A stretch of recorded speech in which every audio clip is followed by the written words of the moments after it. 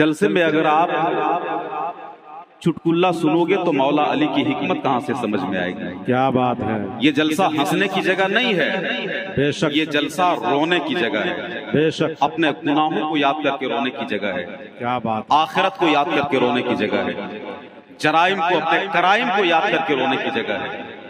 क्योंकि इंसान बनने के लिए उलमा इकराम का बयान सुनना पड़ता है, इंसान बनने के लिए नमाज के बाद दुआएं करनी पड़ती है, इंसान बनने के लिए नेक लोगों की सोहबत में बैठना पड़ता है, तब जाकर बंदा इंसान बनता है। वाह सुभान अल्लाह।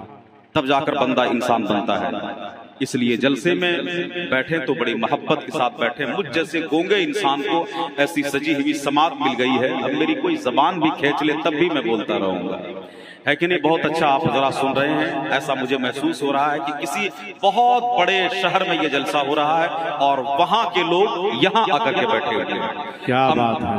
हम चाहते हैं कि यहाँ की जमीन को जमीन समेत उठा करके गरीब नवाज के तैयार पे पहुंचाने के लिए, और वहां से जमीन को जमीन समेत उठा करके नजफ अशरफ पहुंचाने के लिए, और वहां से जमीन को जमीन समेत उठा करके मदीना शरीफ पहुंचाने के लिए ये अजीमुशान जिम्मेदारी नासिर कौम व मिल्लत हज़रत अल्लामा मौलाना अलहाज महबूब आलम साहब किबला दारुल उलूम रज़ा मुस्तफ़ा से हम गुजारिश करते हैं, एक इल्मी गुफ्तगू आप जरा समात करने के लिए तैयार हो जाइए। पढ़े लिखे लोग इल्मी गुफ्तगू सुनना चाहते हैं और सुनना पसंद करते हैं, और यहाँ भी आज पढ़े लिखे लोग बैठे हुए हैं, एक इल्मी गुफ्तगू सुनने के लिए तैयार हो जाइए। हिंदुस्तान का बहुत बड़ा खतीब, मैं जिसे खतीब कहता हूँ, और हिंदुस्तान का बहुत बड़ा आलिम, जिसपे जिनके इल्म पे, जिनके तकवा पे, जिनके तहारत पे हम लोग को बड़ा फख्र है, उस अजीमुशान हस्ती का इस स्टेज पे वो अजीमुशान हस्ती जलवगर है। आप उन्हें समात कीजिए, थोड़ी देर आप उन्हें समात कीजिए,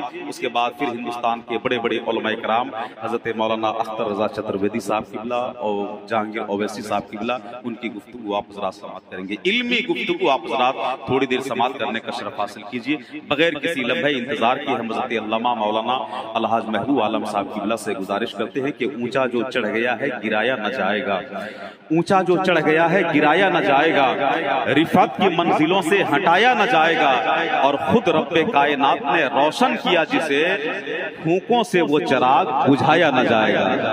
खुद रब्बे कायनात ने रोशन किया जिसे, फूंकों से वो चिराग बुझाया न जाएगा। और एक साहब ने कहा था कि जो इश्क से फैज़याब होता है, जो इश्क से फैज़याब होता है, वो हुस्न में लाजवाब होता है। अब समझिए कि ये इश्क है क्या, इश्क बर्क है या बिजली, इश्क मैं है या मैखार, इश्क राग है या रागनी, इश्क लूलू है या लाला, इश्क सोज है या साज, इश्क सुकरात है या बुकरात, इश्क खाबीदा है या बैदार, इश्क बंगाल है या बिहार। लेकिन ये इश्क है क्या।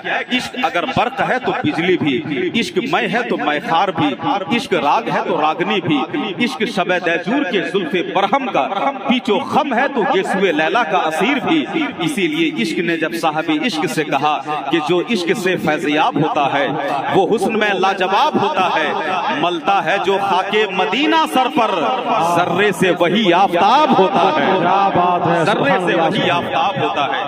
आपको अगर अल्लाह ने जबान अता किया है तो आप अपनी जबान से कुछ बोलिए, और अपनी आवाज ज्यादा दूर नहीं, बस यहाँ तक पहुँचा दीजिए। मेरी आवाज के साथ आवाज मिला लीजिए। नारा हम लगाएंगे, मुझे कोई दिक्कत नहीं है, आप हजरात को भी कोई दिक्कत नहीं होनी चाहिए नारे का जवाब देने में। नारा मेरे साथ लगाइए, नारे तकबीर, अल्लाहु अकबर, और बेदारी के साथ लगे कि हथिया पत्थर में हम बोल रहे हैं, है कि नहीं। मुझे लग रहा है कि हम उस नदी के किनारे बोल रहे हैं, मुझे लगना चाहिए, महसूस होना चाहिए कि मैं हथिया पाथर में बोल रहा हूँ और हथिया पाथर के लोग मुझे समात कर रहे हैं। मैं बोलना जानता हूँ, आप हजरात अगर सुनना जानते हैं तो जरा अपनी बेदारी को, और सुन करके बोलना जानते हैं तो आप अपनी बेदारी और यहाँ होने का सबूत पेश कीजिए। मेरी आवाज के साथ आवाज मिलाइए और नारा लगाइए, नारे तकबीर, अल्लाहु अकबर, नारे रिसालत, मसलके आला हजरत जिंदाबाद, उलमाए अहले सुन्नत जिंदाबाद, हजरत अल्लामा मौलाना महबूब आलम साहब किबला जिंदाबाद, नारे तकबीर, अल्लाहु अकबर, नारे रिसालत, या रसूल अल्लाह, मसलके आला हजरत जिंदाबाद।